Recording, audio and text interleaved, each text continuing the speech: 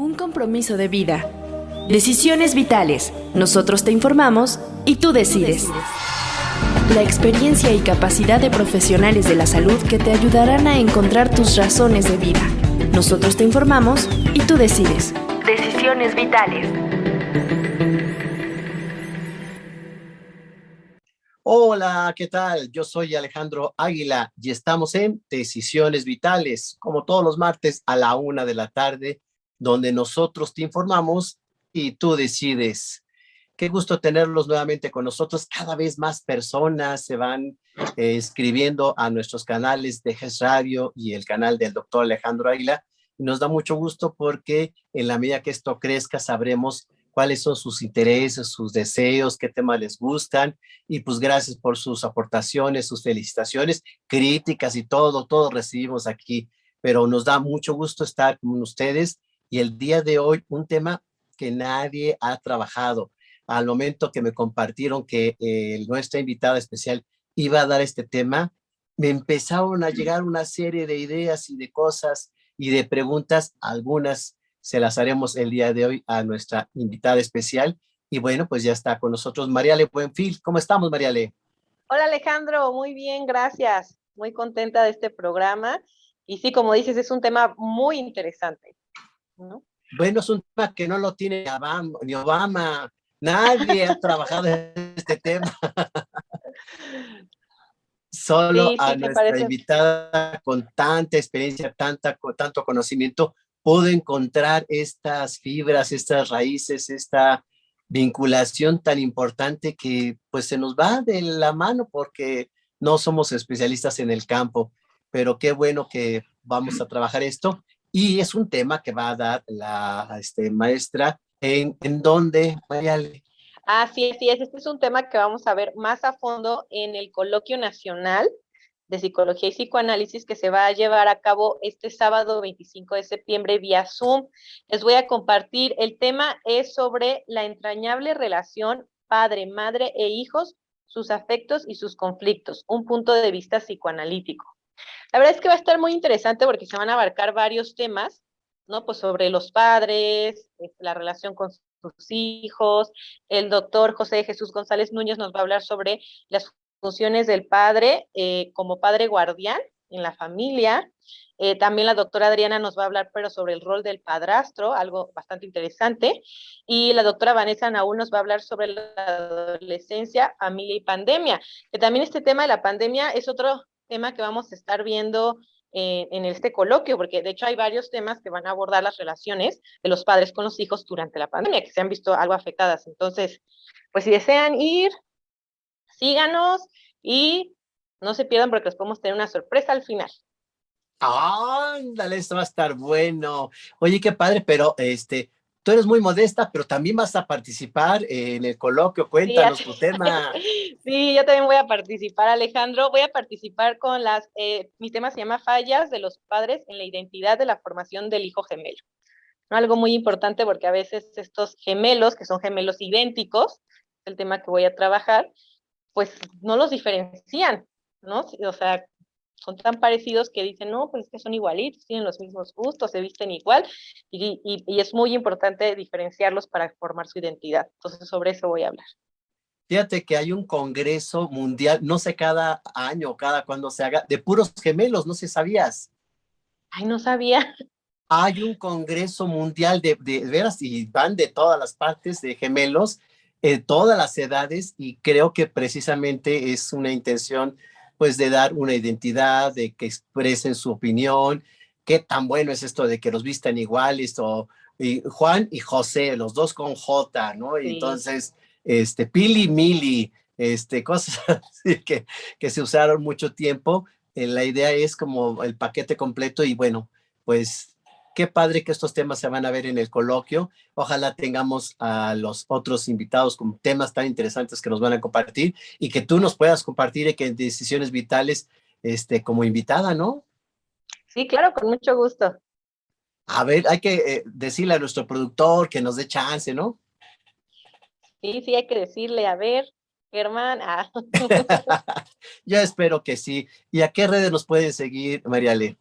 Sí, claro, estamos en Twitter como @DeGesMedia, en Facebook como Deges Educativa, al igual que en Instagram, y en YouTube como Deges Radio. Acuérdense de inscribirse, de darle clic a la campanita, porque todos los martes tenemos nuestro programa a la 1 de la tarde, y así les van a aparecer las notificaciones, así como también estamos en el YouTube de Alejandro Águila y en todas las redes sociales como Suicidología. Ahí nos encuentran. Ahí estamos para que nos acompañen, nos sigan y sobre todo se enteren de todo lo que les podemos compartir. Y bueno, pues vamos a dar la bienvenida a nuestra invitada especial, Aurora Guerra Rojano, docente de preescolar con maestría en psicoterapia psicoanalítica individual, y nos va a compartir el tema de afectos compartidos entre madre e hijo en la reprobación escolar. Bienvenida, maestra. Muchísimas gracias. Pues mucho gusto de estar con ustedes. Pues el gusto es nosotros, porque cuánta experiencia. Yo quiero que la gente que nos ve sepa que la maestra Aurora del Carmen Guerra Rojano es maestra que se ha dedicado a la docencia, sus distintas facetas, más de 46 años. Primero como profesora de educación preescolar, nivel en el que trabajó con niños de 40 días de nacidos hasta los 6 años. Posteriormente se graduó como profesora de Psicología Educativa y Orientación Vocacional por la Escuela Superior de México, ingresando al Servicio de Gobierno Federal en la SEP en 1979, en Educación Especial, donde ejerció como psicóloga, directora y supervisora escolar hasta la fecha, con más de 45 años de servicio. Nos comenta que cuando estudiaba la carrera de educadora se enamoró de la psicología, y al concluir sus estudios de docente de educación preescolar con mención honorífica, continuó estudiando psicología educativa y orientación vocacional en la Escuela Normal Superior de México. Desde entonces la docencia y la psicología han estado presentes en su vida profesional. Siguiendo su vocación y pasión como psicóloga, continuó formándose y es diplomada en psicoterapia de pareja por la UNAM. Por mencionar alguno de su largo currículum. ¿Cuántas experiencias, cuántas cosas nos puede compartir, maestra, verdad? Así es, mucho tiempo ya. Pero enriquecida de tanto conocimiento. Y aquí la pregunta es, ¿cómo se le ocurrió esta investigación de la mamá y el hijo? ¿Qué ocurre cuando reprueban, reparten la culpa, el dolor, el sufrimiento? No sé, por ahí se me ocurría la idea, maestra. Sí, pues sí. Bueno, esta idea de estudiar la reprobación escolar, pero desde el punto de vista de la relación de la madre con el hijo, es pues porque generalmente la madre es quien acompaña al hijo en los primeros años de escolaridad. Y bueno, pues en el sector donde yo trabajé como directora y como psicóloga en escuelas públicas, y las zonas donde yo trabajaba había alta incidencia de reprobación, y yo conociendo a los niños pues sabía que tenían capacidades, decía, es que tiene que haber otra explicación, ¿no?, por la cual los niños reprueban. Y entonces me puse a investigar y pensé que era, pues que la razón podría estar en el vínculo entre la madre y el hijo. Y bueno, pues me dediqué a hacer esta investigación, puesto que la reprobación todo el tiempo, desde hace mucho tiempo, ha sido vista como una falla del alumno, ¿no?, como una deficiencia del niño, y dejando fuera otros elementos importantes como son la propia metodología escolar, la organización de la escuela, el funcionamiento familiar, y sobre todo problemas emocionales, que es hacia donde yo me quise enfocar para hacer la investigación, porque la reprobación escolar no es un solo factor el que la causa, se conjuntan una serie de factores y desemboca en la reprobación. Pero la parte emocional juega una parte muy importante, y esto pues lo quise estudiar porque tiene consecuencias emocionales fuertes para los niños que pueden perdurar hasta la vida adulta, ¿no?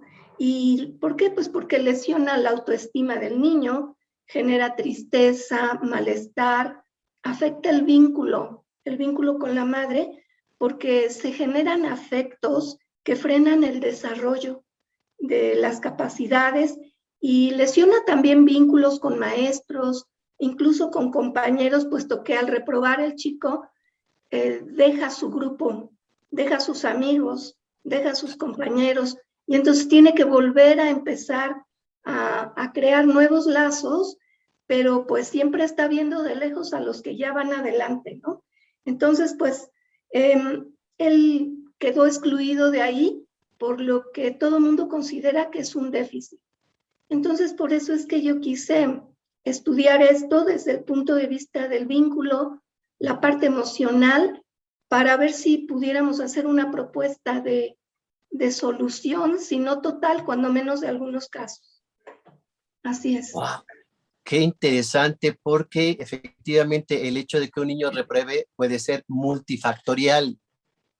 Yo les comparto, Mariale, maestra Aurora, que en los años, yo trabajé 14 años en el DIF, y lo que nos llegaba, como los pacientes, más del 70% nos mandaban de las escuelas. El diagnóstico, maestra, era bajo rendimiento escolar. Sí. Entonces, voy a decir como se decía en aquel entonces, un niño burro. Así es. Mal dicho, mal hecho, pero así se manejaba. Así se Y maneja. entonces, la preocupación de los psicólogos ahí del DIF era, pues, ver qué pasaba con la parte emocional, pero había que descartar la parte orgánica. Claro. Es decir, hay un síndrome, alguna condición neurológica, una situación especial, e inclusive coeficiente intelectual. Nosotros como psicómetras, pues hacemos el estudio del coeficiente intelectual y encontramos, maestra Mariale, menos, el promedio de coeficiente intelectual normal es de 90 a 110, según las escalas Wechsler, y encontramos niños de 70, 75, 80, no llegaban, no rebasaban el 80. Y aquí había que buscar de fondo qué había. No comían bien en casa, no tenían dinero, había mala educación alimenticia, y bueno, era todo. Entonces, por eso el DIF en sus desayunos daba proteína. Sí. E inclusive en un estudio muy largo, 10 años, se encontró baja talla y bajo peso en los niños de edad escolar y preescolar. Sí. O sea, por mencionar algunas de las cosas que además estaban ahí sumado al bajo rendimiento escolar de los niños. En su investigación, ¿cómo fue el proceso? Es decir, su población de estudio. Bueno, mi población estuvo compuesta por alumnos de 4 escuelas primarias y de escuelas públicas. Y efectivamente teníamos niños con estas características. Yo quiero mencionar que yo trabajé como psicóloga cuando entré a educación especial en un centro psicopedagógico, donde nos llegaban niños con problemas de aprendizaje, de lenguaje y de conducta. Y a mí me tocaba, pues yo era psicómetra al principio. Entonces, lo mismo encontraba. Sin embargo, como aplicábamos el WISC-RM, la modificación mexicana, yo me ponía a pensar en las preguntas de los niños, en las respuestas de los niños, y yo sabía que una parte era cultural, la parte cultural, otra parte era así la comprensión de las preguntas, pero otra parte traía cuestiones emocionales la respuesta. Entonces, pues eso para mí no era ya tan confiable el 60, el 80, el 70 de CI, porque en realidad el niño en otras actividades podía resolver bastante bien las situaciones. Entonces, bueno, pues yo cuando me surge esta situación, esta inquietud, es porque yo era directora de una unidad de educación especial en estas escuelas y teníamos un alto índice de niños reprobados que iban a dar a la atención de educación especial ahí mismo dentro de la escuela. Y me encontraba con este fenómeno. Entonces, pues lo que hice fue generar una hipótesis que pues en la reprobación escolar subyacen aspectos emocionales, tanto en la madre como en el hijo, por entrar en sintonía afectiva con afectos que frenan las capacidades de los niños para el aprendizaje y también frenan el vínculo positivo con la madre, con los maestros y con el aprendizaje. Entonces, con esta hipótesis, pues me puse a investigar cuántos niños reprobados teníamos. Logré, pues eran 33 alumnos de las 4 escuelas y apliqué entonces entrevistas a las madres y a los niños, y también se hicieron pruebas proyectivas a las madres y a los niños. Y ya después pues se trató toda la información y bueno, pues obtuvimos resultados tanto de la parte consciente como de la parte inconsciente. Entonces, pues fue así como se realizó y pues bueno, ya les platicaré de los resultados. Ay, queremos saberlo, pero le retomo esas dos partes. Obviamente es bien complejo la cuestión del aprendizaje, la verdad, pero al momento que usted dice que no confiaba exactamente en el resultado de las escalas Weyler, que efectivamente hay una adaptación mexicana, es el RM, Sí, estaríamos hablando de las diversas inteligencias, sí, ¿no? sí. Entonces, el niño no es inteligente para matemáticas, pero es muy buen deportista. Uh-huh. Es otro tipo de inteligencia, entonces ahí tendríamos que variarlo. Esta parte es esencial. Y yéndonos al tema que usted nos comparte el día de hoy, la primera pregunta que a mí me surgió, dije, le voy a preguntar a la maestra Aurora, ¿el hecho de que el niño repruebe se da por una identificación con una mamá que también reprobó? Es diverso. Puede no haber reprobado la mamá, otras veces sí. Recuerdo la anécdota de un papá que lo citaron a la escuela porque el niño pues ya iba para reprobar por tercera vez, tercero de primaria. Entonces, pues ahí pues se habló con el papá, llegó el papá, me pidieron que estuviera presente en la entrevista y lo primero que la directora le dice al señor, oiga señor, pues usted no está preocupado, ya ves la tercera vez que va a reprobar tercer de primaria y la verdad es que nosotros no vemos que la familia esté apoyando lo suficiente, ya todos. Él dijo, pues no, porque yo estuve 4 años en primero. A eso me refiero, maestra, es Sí, que salió burro igual que su papá, ¿no? O igual que la sí, mamá, entonces ya En viene como comparación la estaba herencia, mucho mejor. estaba mejor el niño, porque ya estaba en tercero. es el aplicado de la casa, ¿no? Era la aplicada a la familia. Pues sí, o sea, también cuenta mucho la expectativa de los padres. O sea, les digo, es multifactorial, pero cualquiera casi que sea la falla, inclusive hasta orgánica, cualquiera que sea la falla, van a subyacer aspectos afectivos, aspectos emocionales a la reprobación que van a potenciar esa posibilidad de reprobar. Entonces, pues sí, puede ser también puede ser que en la familia no sea valorada la escolaridad. Claro. Que la escuela no es tan importante en algunas zonas donde, bueno, todavía trabajo ya no como maestra, ya no como directora, ahora pues como supervisora, pero sigo teniendo contacto con los maestros, con los alumnos a veces. Pues tenemos, en la zona donde trabajo actualmente, es una zona que hay una alta incidencia de narcomenudeo. Entonces, la aspiración de los chicos, pues es poder distribuir, ¿no? Porque a eso se dedican los padres. Entonces, ahí tenemos, pues la escolaridad no está para nada valorada ni ocupa un lugar importante. Entonces, ahí la escuela tiene que hacer un gran trabajo para jalar a los niños y acercarlos, ¿no?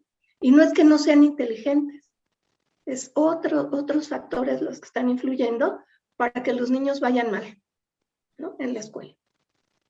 Traducido en palabras coloquiales, maestra, sería como no le echan ganas a la escuela porque su fin o su meta es mejor dedicarse al narcotráfico, que se han convertido estos narcotraficantes en héroes, y es una forma de obtener dinero rápido, fácil, y no hay que estudiar tantos años, ¿no? Así es, así es. Desafortunadamente esta parte cultural permea mucho a los chicos, ¿no?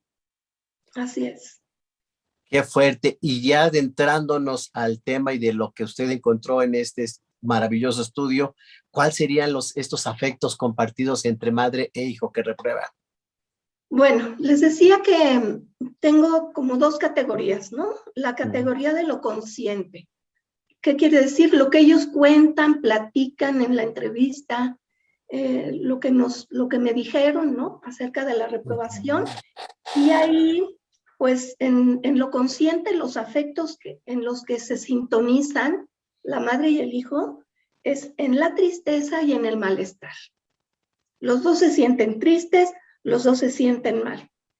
Pero en lo latente que está dado, pues, por todo el estudio de pruebas proyectivas y también por parte de la entrevista, ¿no? La parte que se puede analizar proyectivamente de la entrevista, pues ahí encontramos que están el enojo y la culpa, pero hay una alta incidencia de distonía, no hay sintonía afectiva.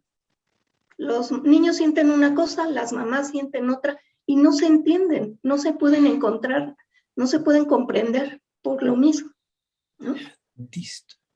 Distonía, qué interesante esta parte, porque debido al resultado escolar, entonces puede dar una, no sé si un rompimiento o una fractura en la relación madre-hijo, ¿no? Así es, y sobre todo afectiva. No es porque la mamá le tenga mala voluntad al niño o el niño le quiera desobedecer a la mamá. No. Simplemente sus afectos nunca se encuentran. Mientras uno está sintiendo una cosa, el otro siente otra. Y entonces, pues no hay empatía, ¿no? No hay comprensión. Híjoles. Así es. Pero sí, en estos resultados, yo creo que puede haber, y es una hipótesis que se me está ocurriendo en este momento, Mariale, Aurora, la deserción escolar, ¿no? Claro, claro. Sí, porque la sensación de fracaso es muy fuerte. Y entonces, pues hay una gama, ¿no? De respuestas, de reacciones de la familia, de los padres, del niño, y acaban desertando. Y esa es una de las preocupaciones, porque un niño en la calle es un niño casi perdido. Perdido. Yo Así estoy es. de acuerdo con usted. No, eso de que el niño primaria se salió de primaria y ya no va a estudiar, bueno, a mí se me ponen los pelos de punta. Sí. O sea, ese niño va a tener muy, muy mal pronóstico y es un niño lanzado a la calle a que se convierta en delincuente, que se convierta en narcotraficante, en que termine en cárcel, hospital o psiquiátrico, ¿no? Sí, o que sea un niño explotado, abusado. Sí. O sea, es una infinidad de problemas. Entonces, pues esa es la importancia de retener a los chicos en la escuela, de que absorban la cultura, de que socialicen y de que tengan la oportunidad, y yo se los he dicho a las maestras muchas veces, ¿no? Cuando antes, ahora ya no, ya la ley y los lineamientos ya no permiten tanto ya no permiten la expulsión, ahora es como subrepticia, ¿no? Pero antes sí, expulsados, o sea, no, porque esta es la única oportunidad tal vez que estos niños tengan en la vida de encontrarse con otra manera de vivir dentro de la escuela. Algo que les haga tener un ideal de una mejor vida. Entonces hay que tenerlos en la escuela. Y dentro de este estudio, no sé si las palabras, maestra, de reproche, reclamo, sensación de fracaso, fueron también resultado de sus estudios. Sí, porque sí, en lo consciente, por ejemplo, las madres me decían, me platicaron que ellas se reprochaban y se sentían fracasadas porque no le habían dedicado suficiente tiempo al hijo, porque no le habían puesto atención, eso es lo que ellas decían. Y los hijos también decían que ellos también se sentían culpables y se reprochaban por no haber cumplido el deseo de la madre de que pasaran el año, de que fueran bien en la escuela. Y bueno, en ambos se detectaron problemas de autoestima, tanto en la madre como en el hijo, ¿no? Y una pobre conexión afectiva también. No, este encuentro del que yo hablo, no, era muy pobre, y sobre todo la conexión afectiva en aquellos afectos que van a impulsar el crecimiento y el desarrollo de capacidades, sobre todo esos afectos. Y bueno, pues sí hay, son autorreproches, pero es porque no se comprende qué está pasando, ¿no? Dentro de esto, no sé si de las variantes de su investigación, maestra, encontró la diferencia entre el niño que reprueba y es hijo único y el niño que reprueba y tiene otros hermanos mayores o menores, pero que ellos sí pasan, porque eso también es otra cosa fuerte, ¿no? Y tu hermano sí terminó la primaria y tú eres un burrote que se va a quedar de cargador. No sé, estoy diciendo cosas que he escuchado, ¿no? Sí, vendiendo chicles en la calle, ¿no? Eso. Sí, maestra, qué fuerte. Sí, muy fuerte. Pues yo no, en mi investigación no hice esa diferencia, no la hice. Sin embargo, por la experiencia, sí lo que yo he visto es que muchas veces cuando los otros hermanos van bien y uno de ellos no va bien y va reprobando, tiene que ver mucho qué tanto los padres están cercanos a este hijo, qué tanto son sintónicos con él, ¿no? Empáticos con el niño. Y también tiene que ver con algo que tocaba usted al principio, las inteligencias múltiples, ¿no? A veces, como en la escuela en general, ahora está cambiando un poco, pero vamos a tardar, se valora mucho el aprendizaje conceptual.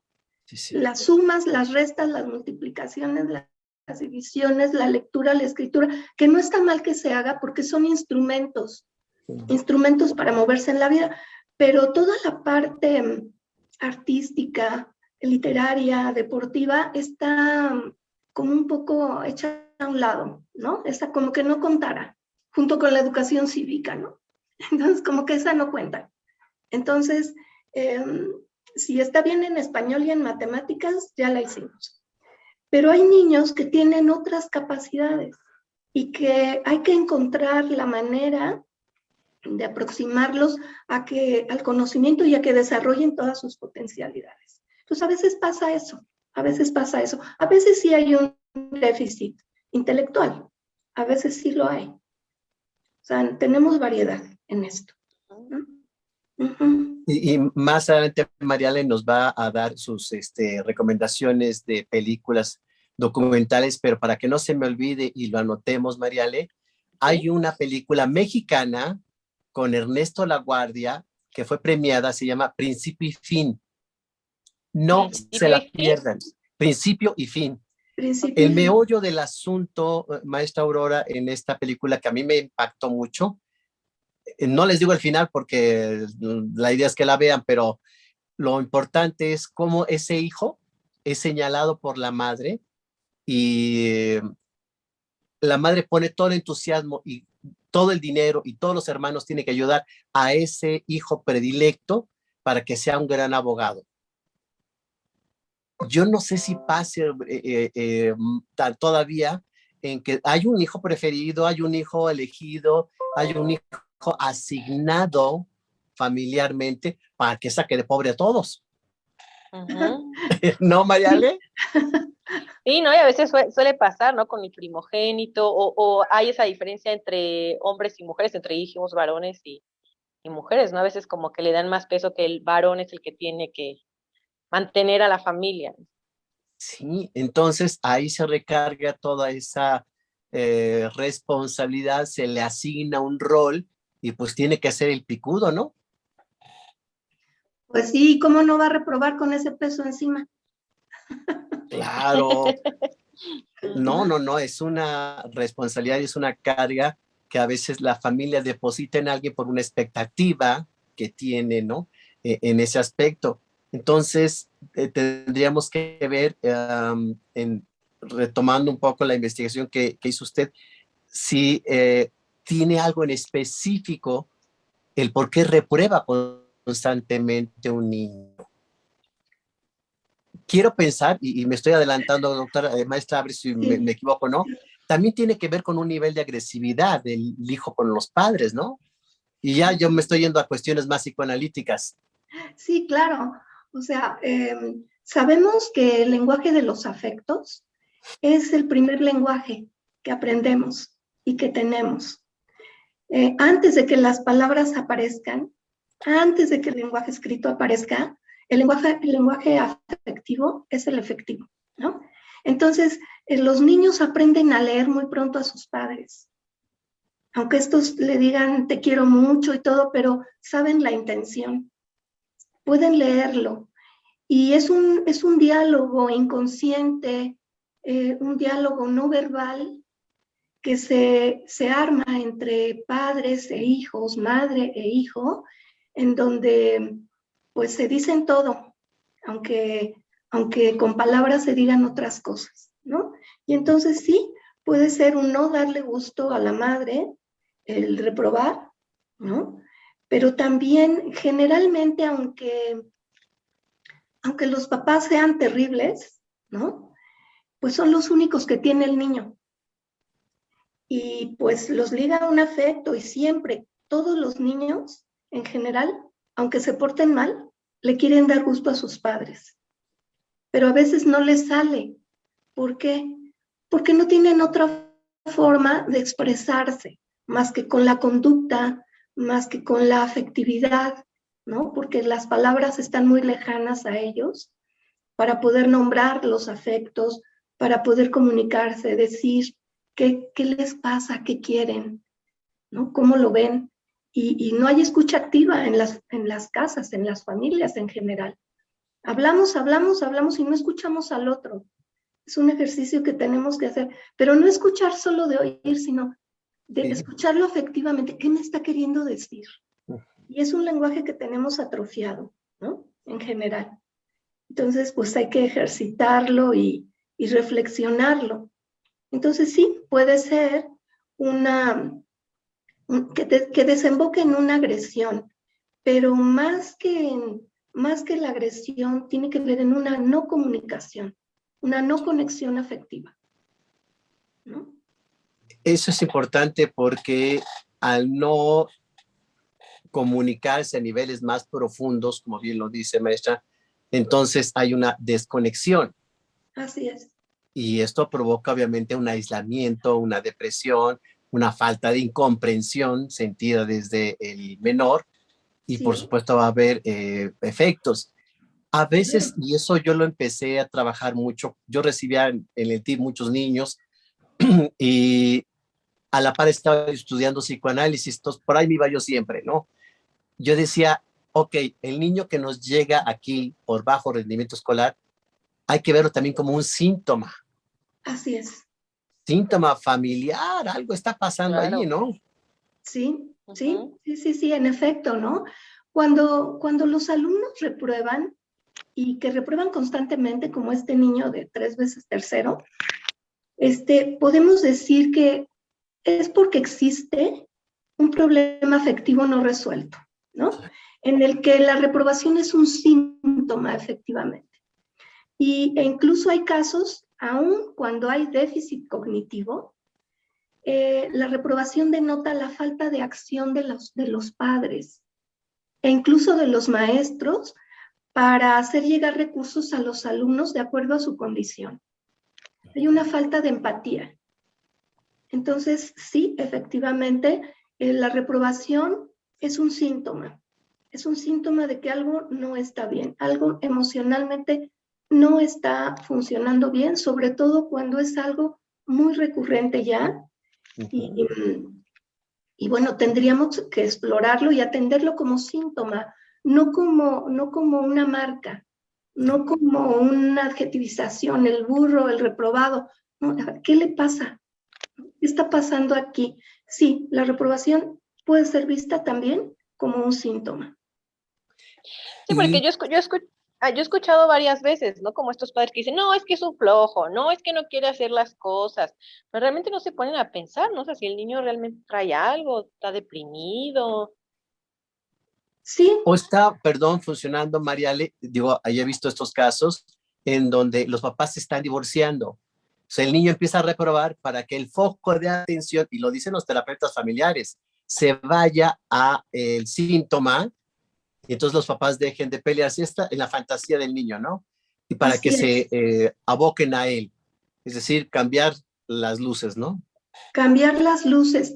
Alguna de las conclusiones a las que llegué de la investigación es que el niño reprueba porque desde muy temprano aprendió que su mamá solamente lo atiende cuando las cosas van mal, ¿no? Cuando las cosas van bien, pues se da por hecho que así es y hay que se atienda como pueda.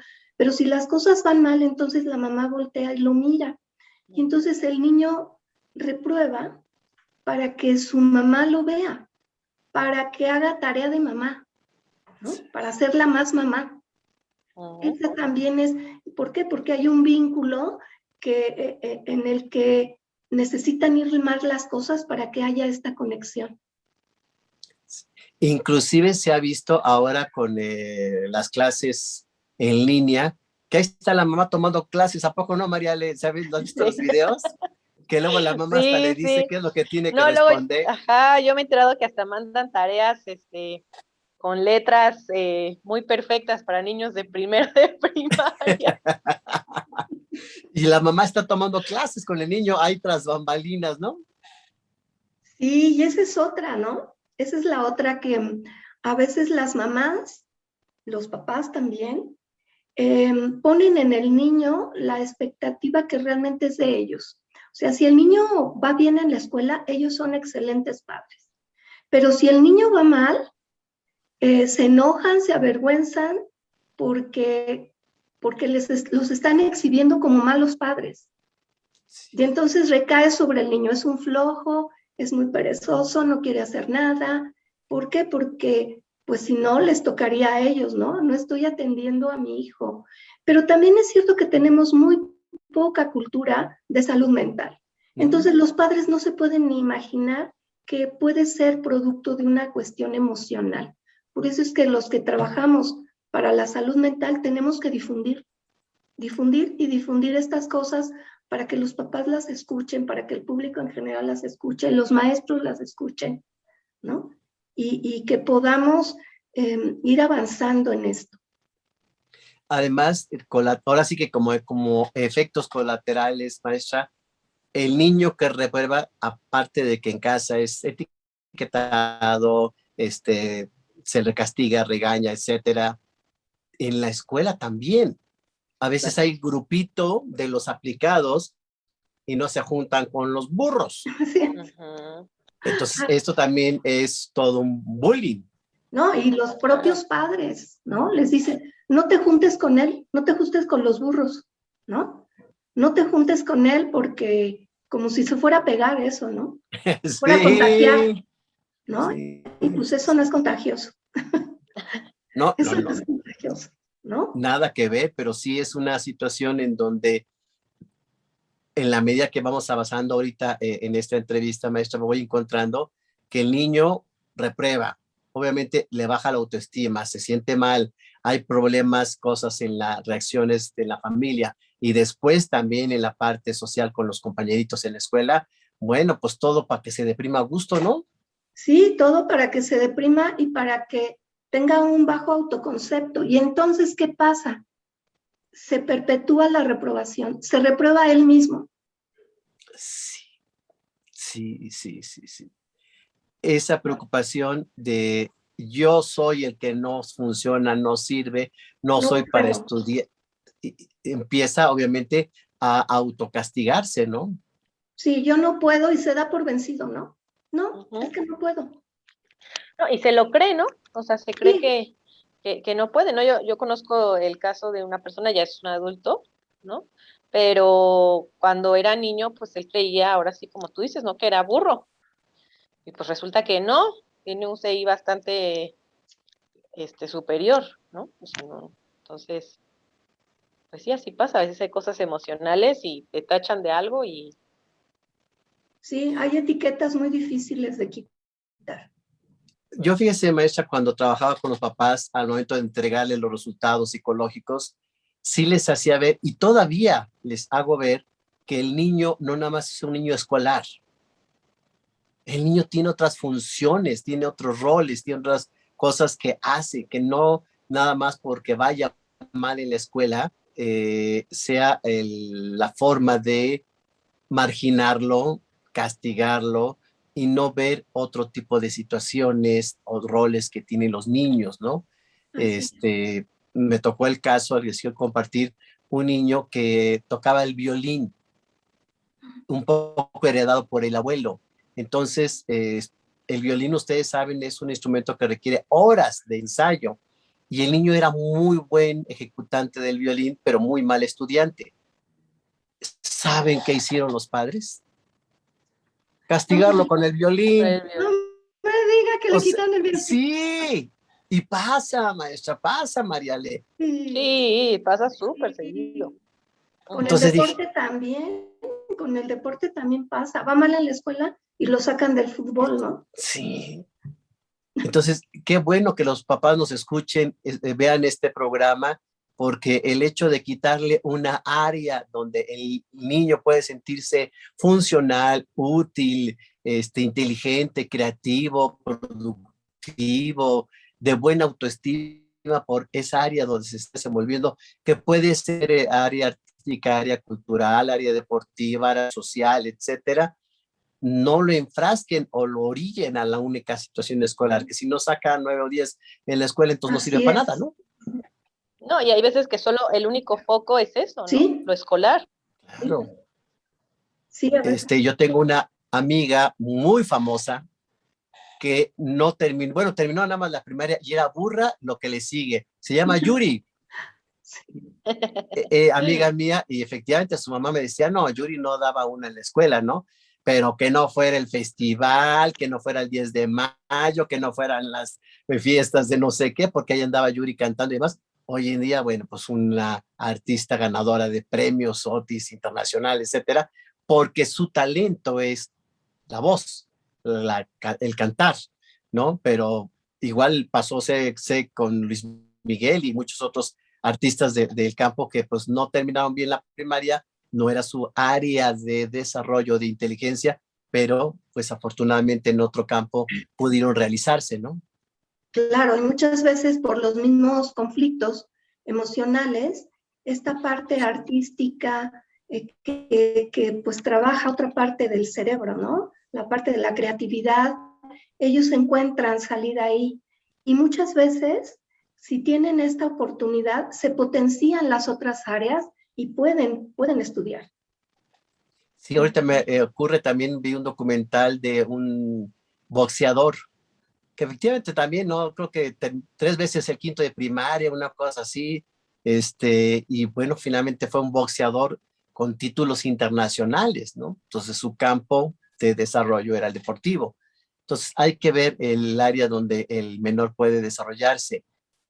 La siguiente pregunta que quería yo hacerle, maestra, es, hoy en día la situación escolar ha cambiado y ya se dice que no se reprueba a los niños. Sí, ¿Se efectivamente. solucionó o no se solucionó el problema? Pues es que el hecho de que no haya una boleta que diga reprobado no cambia el hecho de que los alumnos no están desarrollando plenamente sus capacidades, ni mejora la conexión afectiva tampoco, ¿no? Solo los problemas se hacen invisibles, no hay síntoma, ¿no? Ya no hay síntoma, porque pues reprobar era un síntoma. Ya no hay el síntoma, pero el hecho existe y tiene los mismos efectos que reprobar, aunque con la agravante de que es un problema que se niega y entonces no se aborda, no se resuelve. Qué Sí, y luego fuerte. cuando llegan a secundaria, ¿no? O sea, ahí viene el problema. Sí. Peor, Mariale, se ha encontrado y creo que voy a buscar el estudio y se los comparto. Estudiantes que concluyeron la universidad con unas faltas de ortografía que no las tendría uno de primaria. claro, claro. por Chicos, contar lo mínimo. chicos de secundaria que no saben leer y escribir, ¿no? Por ejemplo. Sí, entonces hay Entonces, un rezago, creo que es la palabra exacta, en la situación escolar cuando no hay una evaluación. así es, ¿no? O cuando, pues hay un rezago importante también porque hay muchas oportunidades para evaluar, pero en realidad es como un requisito, ¿no? Se hace como un requisito, no de una manera reflexiva, analítica, y de ver las verdaderas capacidades y potencialidades del niño y habilidades. Y cuando no vemos el problema, pues no lo podemos abordar, ¿no? Pasa de ladito. Y entonces, pues no hay formas de ayudar a los chicos, no hay formas de enriquecer el ambiente, no hay formas de favorecer la conexión afectiva, porque hay un dicho que yo lo aprendí de mi maestro de sexto de primaria, que dice, lo afectivo es lo efectivo. Ah, claro, siempre. El afecto Entonces, siempre gana al intelecto. siempre le va a ganar y los niños aprenden por amor a su maestro y por amor a sus padres, Sí. para darles gusto. Pero Y, cuando hay y conexión, cuando no hay conexión, ni cómo darles gusto. ese es otro tema, Mariale. Fíjate que tenemos también que hablar de cuando hay una buena relación con el maestro, el aprendizaje Claro. da automáticamente mayor resultados que cuando hay una mala relación. Así Sí, es. sí, Así es. Es clásico, ¿no? Y otra pregunta, con toda la experiencia, maestra, dije, ay, le voy a preguntar porque esto nadie me lo ha podido resolver y todavía tengo dudas al respecto. Pues vamos a ver. Se decía lo siguiente, mire, maestra, el niño que no aprendía en una educación tradicional, entonces lo pasaban al sistema Montessori. Uh-huh. Ya empieza a reírse, ya se imagina, funciona, no funciona, porque hasta donde yo conozco el sistema Montessori, el niño estudia lo que quiere, No tanto, ¿eh? No ¿no? tanto. No, no tanto. O sea, sí hay mucho, tiene mucho esa fama el sistema Montessori, ¿no? Cuando los niños son, cuando algo no sale bien, dicen, es que ya parece Montessori, porque hace lo que se le da la gana, ¿no? Es niño Montessori, sí, Sí, y hace él lo que hace se le lo pega que la gana. quiere. No, no, es una metodología en donde el niño sí elige, pero hay una conducción. Sí hay una conducción y los niños aprenden, se vuelven más creativos, toman decisiones, mejores decisiones también, son reflexivos y sobre todo también asumen sus responsabilidades por las decisiones que toman. O sea, no es tanto que a veces el sistema cuando es llevado por gente que no está formada, pues sí es un caos. Pero la gente Montessori lleva bastante bien a los alumnos y se ve que los alumnos que estuvieron en sistema Montessori primaria, incluso algunos hasta secundaria, son alumnos muy aventajados posteriormente también. ¿Por qué? Porque tienen muchas herramientas. Tienen muchas herramientas para dar solución a los problemas, para investigar y sí, eligen, toman decisiones y eligen, no pueden elegir todo, pero sobre lo que pueden elegir, eligen y generalmente eligen bien. Ahora aquí la cuestión está en que para que haya estar en un sistema Montessori, prácticamente la familia también tiene que ser Montessori, porque si Claro. hay un choque, ¿no? Hay un No, y choque. además hay sistema Montessori hasta donde tengo entendido, primaria y secundaria, pero no preparatoria. No, hasta donde yo sé, no. No, yo tampoco. Entonces digo, sería ideal que el sistema Montessori fuera un sistema en todas las etapas escolares que se tiene, ¿no?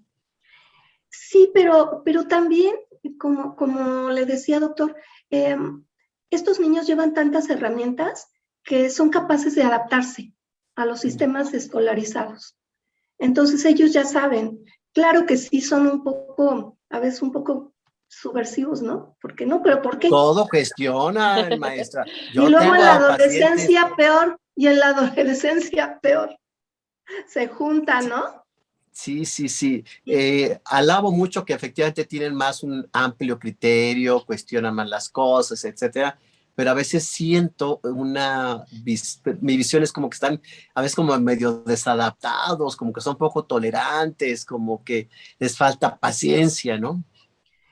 Sí, aunque también tiene que ver con, como les digo, ¿no? Con la cuestión familiar, porque yo he conocido chicos que han estado en el sistema Montessori y la familia no sabe, no es Montessori. Entonces no sabe cómo tratarlos y a veces se vuelven muy laxos con ellos, ¿no? Pero pues también la ventaja de que crezcan en una familia tradicional es que se adaptan y la capacidad de adaptación del ser humano es magnífica. Los niños, es más, lo vemos, ya no digan el sistema Montessori, los niños pequeñitos, ¿no? Los llevan con los abuelitos y hacen y deshacen, pero en la casa se portan bien, o en la escuela. Mandan llamar a la mamá, oiga, es que el niño y que le pegó y que, ay, no, en la casa no. O al revés, ¿no? Una vez mandaron llamar a la mamá de un niño que tenía dificultades para el aprendizaje, pero pues una estrategia que tomamos eran muy estrictos con él en su casa, agresivos. Entonces dijimos, vamos a mandar llamar a los papás para felicitarlos por el rendimiento del niño, a ver qué pasa, ¿no? Y entonces se les llamó, se les dijo que los querían felicitar porque el niño había mejorado mucho, que se veía que estaban trabajando en la casa, no sabíamos si estaban trabajando o no, pero se les dijo esto y ellos se quedaron así, ¿no? Como diciendo, no puede ser. Decía, pero ¿mi niño este? Sí, ese. ¿No se equivocaron? Ajá, no estarán hablando de otro niño. No, dice, pero es que en la casa se porta tan mal, no quiere hacer nada. ¿Y qué pasaba, no? El niño se adaptaba, era bien tratado en la escuela, se portaba bien. Había el afecto con su maestro. En la casa eran puros pleitos, ya tenía fama, ¿no? Entonces, pues, eran puros regaños y castigos y pues claro que se acostumbró a los coscorrones y a todo y ya ni le dolía y entonces de todas maneras hacía lo que quería y no era Montessori, ¿eh? Entonces, pero los niños se adaptan, ¿eh? Los chicos se adaptan. Cuando sí, finalmente no, hay algo en la familia. Va de la mano, por supuesto. En la escuela están unas horas, pero pues es más tiempo en el que permanecen en casa y por supuesto allí se obtiene todo el aprendizaje no escolarizado, ¿no? Así es, así es. ¿Y qué tenemos de recomendaciones, Mariale? Sí, Alejandro, pues mira, quisiera recomendar un artículo justo de la maestra Aurora de la revista Aleteia número 39. Ay, se perdió. Ahí Ahí estamos.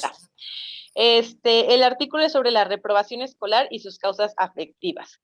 Entonces, también para que no se lo pierdan. Y quisiera recomendar este libro sobre problemas emocionales en los niños, cómo resolverlos, una guía para los padres, ¿no? Igual también por ahí tiene un artículo de la maestra Aurora, Bien. que también tienen muchos temas, ¿no? O sea, se hablan de varios temas en general sobre los niños, y entonces es una guía para padres, es bastante interesante.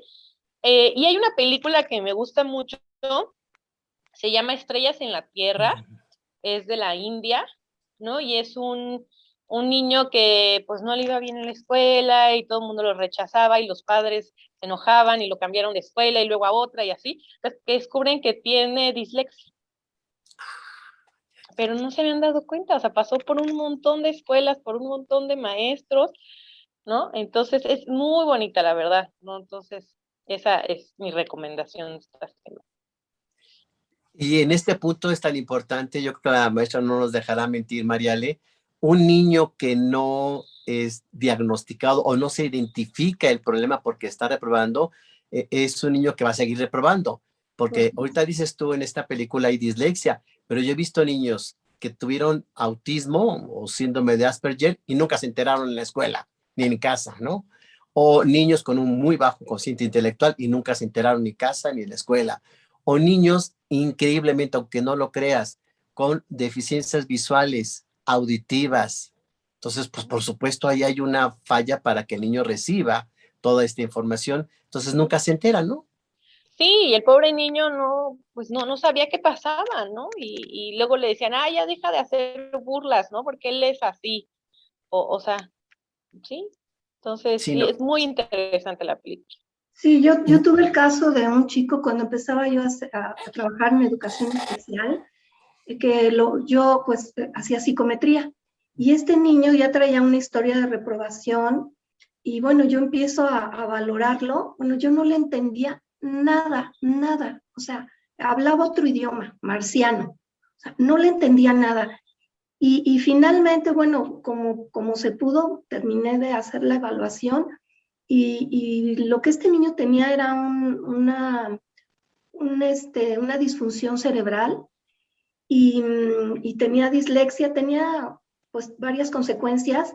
Lo mandamos al neurólogo, al psiquiatra también, al pediopsiquiatra, y como a los 6 meses yo me lo encontré en el pasillo de donde trabajaba y se me queda viendo, bueno, hasta la cara le cambió, ¿no? Y me saludó y me dijo, buenos días, maestra Aurora. Y yo así, ¡ah! Porque era un niño que hablaba, y yo, ¿qué? ¿Qué estás diciendo? Y bueno, una vez medicado y con las terapias que le dieron, se volvió otro niño, totalmente diferente. Qué maravilla. Sí, cuando se encuentra realmente la condición que tiene el alumno por lo cual está afectando el área de aprendizaje o cualquier otra de su vida, ya tiene mejor pronóstico porque podemos atender la falla, la deficiencia o la limitación, la condición que tenga el alumno, ¿no? Sí. Y hay tiene un... que haber, Te tiene que escuchaba, haber Mariana. abertura de los padres, ¿no? O sea, Sí. para aceptar esto, porque de algún modo luego es como, ¿cómo mi hijo va a estar enfermo? No. Sí, no acepta, entonces hay que hacer toda una labor ahí también con los papás. Hay un documental que también les recomiendo para que lo podamos compartir aquí en Decisiones Vitales, se llama La Educación Prohibida. Este documental fue muy polémico porque habla de que tanto lo que nos enseñan de la escuela nos prepara para la vida, ¿no? Y esa es la pregunta. Antes de preguntarle otro más a la maestra Aurora, María, las redes sociales para que te sigan y que puedan ver estas recomendaciones que les das. Sí, claro. Y también vamos a tener descuentos para el coloquio. Para quien Esas son quiera las ir, sorpresas. es la sorpresa, tenemos boleto con descuento, entonces, pues, que me escriban y que me comenten cuál sería la ponencia que están más interesados en. Sí, que se inscriban a DGES Radio, Alejandro Águila, y con las ponencias que va a dar la maestra Aurora, que nos digan los títulos para que se puedan ganar estos Así es. descuentos. Sí. Perfecto. Adelante. Entonces, me encuentro en Facebook como @psicoterapeuta María Alejandra Buenfil, en Instagram como psicoterapeuta Mariale Buenfil y en Twitter como Mari-Ale-1. Ahí están Ahí para que te estamos. sigan y puedan ver estas recomendaciones y ampliar lo mucho que se requiere ampliar este tema. Muchas gracias, Mariale. Y ahora sí, la pregunta clave, la pregunta de oro, maestra. ¿El tener excelentes calificaciones es sinónimo de éxito en la vida? Pues no, porque se pueden obtener buenas calificaciones por diversas razones, ¿eh? Por diversas razones. Sí puede ser que se tenga mucho, lo que se mide generalmente es conocimiento, ¿no? El conocimiento, pues es lo que se mide ahí. O memoria, ¿no, maestra? Sí, buena memoria, ¿no? Sí. Procesos bien automatizados ya, pero el éxito en la vida tiene que ver con otras cosas, ¿no? Con la capacidad de vivir plenamente la vida, cumpliendo metas propias y estableciendo buenas relaciones consigo mismo y con los demás. O sea, de poder desarrollar las capacidades que uno tiene y adquirir habilidades es lo que va a dar éxito en la vida, ¿no? Ahora le están dando mucho peso a la educación socioemocional. Ahí hay varios bemoles desde mi punto de vista y sería otro tema, pero tenemos que, cuando menos se le está dando luz, ¿no? A que la educación socioemocional es importante y también eso va a potenciar el tener éxito en la vida. Entonces, no todo es buenas calificaciones, ¿no? Claro, las calificaciones son un reflejo de que las cosas van bien de alguna manera, ¿no? De que está libre de conflicto la memoria, la inteligencia, sí, pero ya para hacerle frente a la vida, depende de lo que consideremos que es exitoso, Sí. ¿no? Totalmente de acuerdo. Sí, dependiendo de eso, bueno, pues sí, vamos a tener éxito en la vida, pero yo creo que una medida del éxito en la vida es la plenitud con que la vas viviendo en cada etapa. Totalmente de acuerdo. Cada quien puede sentirse exitoso si está haciendo lo que quiere, le gusta lo que hace, lo disfruta y con ello puede lograr cosas, ¿no? Y que lo haga bien. Que lo haga bien, lo que sea. Lo que Muy sea. buena recomendación, maestra. Y para las mamás, porque pues obviamente con toda esta investigación tan interesante en 4 escuelas de primaria abierta, o sea, vamos, no eran privadas, que No, hace usted, públicas. públicas, eso es muy, muy importante. ¿Qué recomienda a las mamás para que puedan apoyar en los estudios a sus hijos? Bueno, una recomendación es que estén muy presentes con los hijos, que estén muy atentas, conocerlos, observarlos, ser sensibles a las necesidades de sus niños, sobre todo ser constantes, no hacer bien una cosa una vez no rinde, hay que hacerla bien muchas veces, siempre, repetirlo, lo que sea, hacerlo bien, tener un ambiente normado, que haya reglas, que haya rutinas establecidas, ¿no? Y que el niño sepa a qué hora va a dormir, a qué hora se va a levantar, a qué hora va a comer, a qué hora va a hacer la tarea, a qué hora es la hora de jugar. O sea, esto le ayuda mucho al niño a estructurarse bien, tener una buena comunicación con los hijos, con esta escucha activa de entendimiento. Y en caso necesario, buscar los apoyos pedagógicos, médicos, psicológicos que se requieren, ¿no? Y otra recomendación es que entren en sintonía afectiva con los hijos, pero en afectos que hacen crecer y aprender, ¿no? Estos afectos positivos de sentir que se puede uno equivocar, pero puede corregir, que hay quien te apoye, quien te ayude, que tú tienes capacidades, ¿no? Alentar a los chicos a probar. No, lo importante no es que no se equivoquen, sino que cuando se equivoquen se den cuenta y corrijan, o ayudarles a corregir. Entonces, estas, pues, entre muchas serían estas, ¿no? Estos afectos positivos son la confianza, por ejemplo, la aceptación, el amor, la tranquilidad.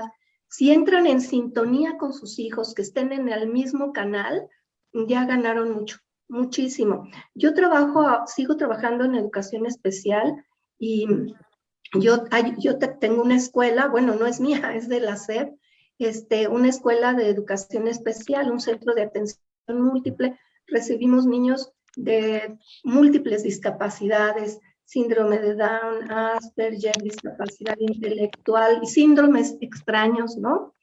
Y yo les puedo decir que los niños que están en sintonía afectiva con sus mamás aprenden más, y con sus maestros aprenden más. Y yo resumiría esta recomendación a las mamás, maestra, es que estén con los niños en las buenas y en las malas. Así es. Ahí sí necesitan las mamás conectarse, como bien lo dice usted, en la sintonía emocional. Un paciente me decía, no, es que yo cuando saco 10 ni me dice nada. Ah, que no saque 8 porque ya soy burro, no sirvo, no sé qué pasó, me dicen de cosas. Es decir, llama la atención más cuando reprueba que cuando va bien. Sí. Claro, sí, y es este tipo de vínculo que yo encontré en la investigación donde solamente se conectan, se vinculan cuando las cosas van mal. Sí. ¿No? Y por eso me parece bien exacta esta palabra que nos dice al inicio de la entrevista, la distonía. Exactamente, no estar conectados en esta condición, por supuesto va a tener muchos efectos y yo me atrevería a inclusive para vínculos afectivos posteriores del niño. Claro, porque acuérdense que es bien sabido que nosotros aprendemos a vincularnos con los demás. Es un aprendizaje y lo aprendemos desde que somos bebés. Ahí empieza el aprendizaje. El tipo de vínculo, si nosotros vivimos en un vínculo agresivo, nos vamos a conectar agresivamente porque así aprendimos, ¿no? Claro. Entonces, los primeros vínculos son como la plantilla sobre la que van a correr todas las demás relaciones. Entonces, pues, sí es importante que las mamás o las que piensan ser mamás, pues se acuerden, ¿no? De que lo afectivo es lo efectivo. Uy, pues con esa bonita frase nos quedaríamos, maestra, y si es tan amable de compartirnos sus redes para que la gente la siga y pueda preguntarle y consultarla. Sí, en Facebook como Aurora Guerra y en Comunidad Sí, Comunidad Sí, también, y bueno, también en Twitter como Aurora Guerra. Instagram no tengo. Perfecto, pues ya con esas redes la gente le puede seguir, seguramente le preguntarán muchas cosas porque con la larga trayectoria, la experiencia que tiene, bueno, ¿qué casos no habrá visto? De ¿Qué todo. cosas no nos puede compartir? Entonces, que no sea la última vez que nos visita aquí en Decisiones Vitales, maestra, hay muchos temas, sobre todo porque estamos en DGES Radio que se transmite pues a las escuelas secundarias técnicas y creo que la secundaria es una etapa donde el que no reprueba es nerd. Sí, además, ¿no? Es mal visto no reprobar, sacar 10 es mal visto.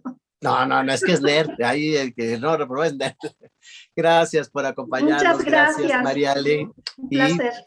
agradecemos a Germán Olivares Valderrama, nuestro productor, a Guillermo Gómez, ingeniero de controles, Carmen Peinado, atención a los teléfonos, Mariale Buenfil, que nos da muy buenas recomendaciones, y al día de hoy una invitada especial, la maestra Aurora Guerra, con 46 años de experiencia. Yo soy Alejandro Águila y nos vemos el próximo martes a la 1 de la tarde aquí en Decisiones Vitales, donde nosotros te informamos y tú decides. Cuídense.